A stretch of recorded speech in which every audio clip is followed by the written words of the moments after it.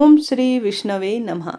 आज सठतिला एकादशी व्रत की कथा और महत्म सुनेंगे। पद्म पुराण के अनुसार श्री कृष्ण युधिष्ठिर को इस एकादशी की महत्मता और विशेष महिमा बताते हुए कहते हैं कि हे श्रेष्ठ, माघ महीने के कृष्ण पक्ष की एकादशी सठतिला या पापहारिणी के नाम से विख्यात है, जो समस्त पापों का नाश करती है। जितना पुण्य कन्यादान, हजारों वर्षों की तपस्या और स्वर्ण दान से मिलता है, उससे अधिक प्राणी को सठतिला एकादशी का व्रत करने से प्राप्त होता है। यह व्रत परिवार के विकास में सहायक है और मृत्यु के बाद विष्णु लोक में स्थान इससे प्राप्त होता है। पूजा विधि इस तरह से इस व्रत की जाती है। गंगा के जल में थोड़ा सा काले तिल मिलाकर स्नान इत्यादि से पवित्र होकर शुद्ध भाव से देवादिदेव श्री नारायण का स्मरण करें। रोली, मौली, अक्षत, पीले पुष्प, ऋतुफल, मिष्टान इत्यादि आप सभी भगवान जी को अर्पित करें और श्रीहरि की आरती उतारकर दीप दान करना चाहिए। इस दिन ओम नमो भगवते वासुदेवाय का जप और विष्णु सहस्त्रनाम का पाठ करना बहुत लाभदायी माना जाता है। तत्पश्चात श्री कृष्ण का नाम उच्चारण करते हुए भगवान को विधि पूर्वक पूजन कर अर्घ देना चाहिए। साथ ही भगवान जी की बहुत सरल भाव से स्तुति करनी चाहिए। सच्चिदानंद स्वरूप श्री कृष्ण, आप बड़े दयालु हैं। हम आश्रयहीन जीवों को आप आश्रयदाता हो। हम संसार समुद्र में डूबे हैं, आप हम पर प्रसन्न होइए। कमल नयनन, विश्व भावन, ब्रह्म स्वरूप महापुरुष, हम सबके पूर्वज, आपको नमस्कार है। जगतपते, मेरा दिया हुआ अर्घ आप लक्ष्मी जी के साथ स्वीकार करें, ऐसा कहते हुए अर्घ समर्पित करना चाहिए।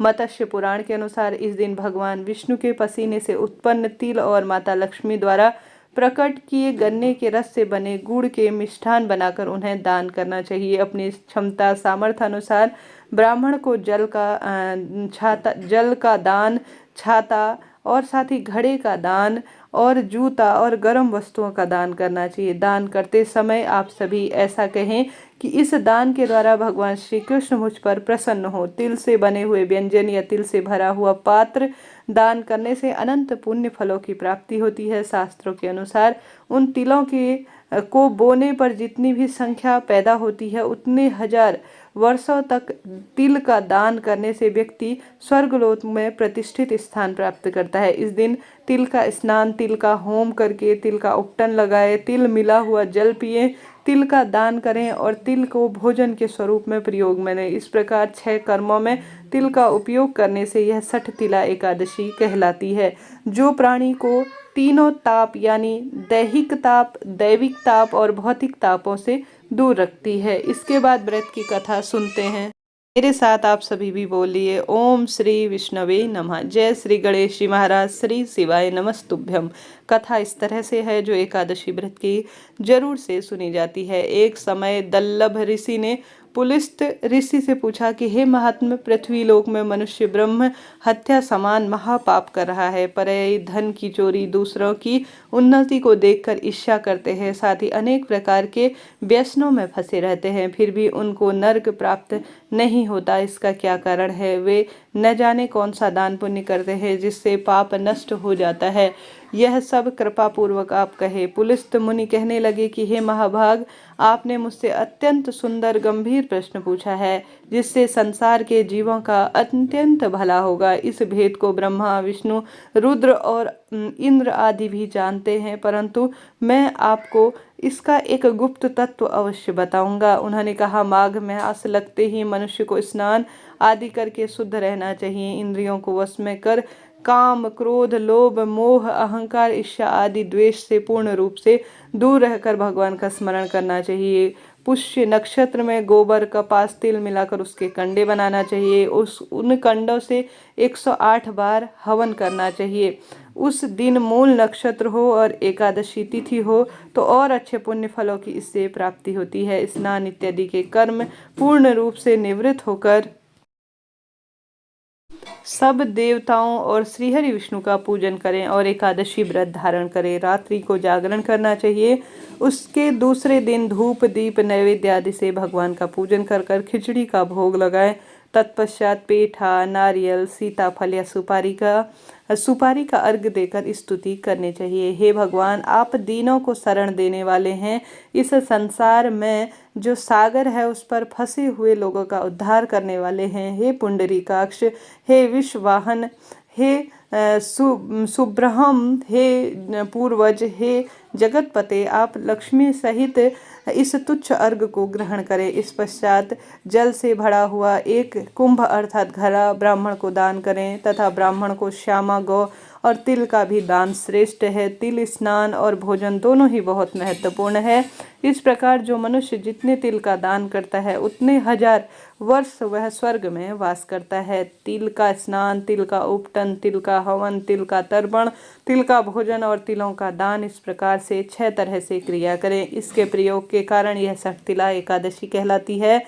इस व्रत को करने से अनेक तरह के पाप नष्ट हो जाते हैं। इतना कहकर पुलस्त ऋषि कहने लगे कि अब मैं तुमसे इस एकादशी की कहता हूँ, कथा ध्यान से सुनो। एक समय नारद जी भगवान श्री विष्णु से यह प्रश्न किया कि भगवान, जो षटतिला एकादशी का महत्व नारद जी ने कहा सो तुमसे कहता हूँ। भगवान ने नारद जी से कहा, हे नारद जी, मैं तुमसे सत्य घटना कहने जा रहा हूँ, ध्यान से सुनो। प्राचीन काल में मृत्युलोक में एक ब्राह्मणी रहती थी। वह सदैव व्रत किया करती थी। एक समय वह 1 मास तक व्रत करती रही। उसका शरीर अत्यंत दुर्बल हो गया।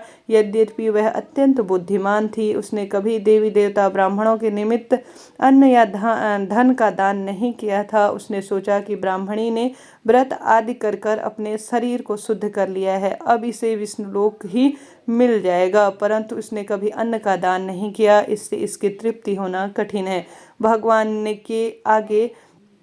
भगवान ने आगे कहा, ऐसा सोचकर मैं ब्राह्मणी के घर पर भिक्षुक के वेश में उसे मृत्युलोक में उस ब्राह्मणी के पास गया और उससे भिक्षा मांगी। वह ब्राह्मणी बोले, महाराज किस लिए आए हो? मैंने कहा, मुझे भिक्षा चाहिए। इस पर उसने एक मिट्टी का ढेला मेरे भिक्षा पात्र में डाल दिया और मैं उसे लेकर स्वर्ग में लौट आया। कुछ समय बाद ब्राह्मणी भी अपना शरीर त्याग कर स्वर्ग में आ गई। उस ब्राह्मणी को मिट्टी का दान करने से स्वर्ग में सुंदर महल मिला, परंतु उसने अपने घर को अन्न आदि सब सामग्री से शून्य पाया, मतलब उसके घर में कुछ भी नहीं था। घबराकर वह मेरे पास आई और कहने लगी कि भगवान, मैंने आपके अनेक व्रत आदि धारण किए, पूजा की, फिर भी मेरा घर अन्न आदि सब वस्तुओं से पूर्ण रूप से शून्य है। इसका क्या कारण है? इस पर मैंने कहा, तुम अपने घर जाओ, देव स्त्रियां आएंगी तुम्हें देखने के लिए। उसने पहले उससे षटतिला एकादशी का पुण्य और विधि सुन लो, तब द्वार खोलना। मेरे ऐसे वचन सुनकर वह अपने घर चली गई। जब देव स्त्रियां आई और द्वार खोलने को कहा तो ब्राह्मणी ने कहा, आप मुझे देखने आई हो तो षटतिला एकादशी का महत्व कहो। उसने एक देव स्त्री कहने लगी कि मैं कहती हूँ। तब ब्राह्मणी ने षटतिला एकादशी का महत्व सुना और तब द्वार खोला। देवांगनाओं ने उसको देखा कि न तो वह गांधर्वी है और न ही आसुरी है, वरन वह मानुषी है। यह ब्राह्मणी ने उसके कथानुसार षटतिला एकादशी का व्रत किया, जिसके प्रभाव से वह सुंदर और रूपवती हो गई तथा उसका घर अन्न धन और सामग्रियों से भर गया। अतः मनुष्य को मूर्खता त्याग कर षटतिला एकादशी का व्रत और लोभ न कर तिल आदि का दान जरूर से करना चाहिए। इससे दुर्भाग्य, दरिद्रता और सब तरह के मोह, मोक्ष इत्यादि से छुटकारा मिलता है। कहने का अर्थ है, इस कथा का सार यह है कि सिर्फ व्रत करने से नहीं, बल्कि दान, पुण्य, मन, कर्म, वाणी से हमें शुद्ध होकर भगवान की भक्ति को करना चाहिए। तब जो है संपूर्ण फलों की प्राप्ति होती है। लालच और लोभ को त्याग कर पूर्ण भगवान की भक्ति में अपना समय व्यतीत करना चाहिए। इस तरह से षटतिला एकादशी की व्रत यह कथा है। अब जानते हैं पारण का शुभ समय। षटतिला एकादशी माघ माह के कृष्ण पक्ष की श्रेष्ठ एकादशियों में से एक है। 6 फरवरी को उदया तिथि के अनुसार षटतिला एकादशी का व्रत किया जा रहा है। वही 7 फरवरी 2024 को 7:06 से 9:14 तक जो है इस व्रत का पारण कर लिया जाएगा। इस तरह से यह जानकारी थी। आप सभी ने व्रत की कथा सुनी, आपका आभार और धन्यवाद।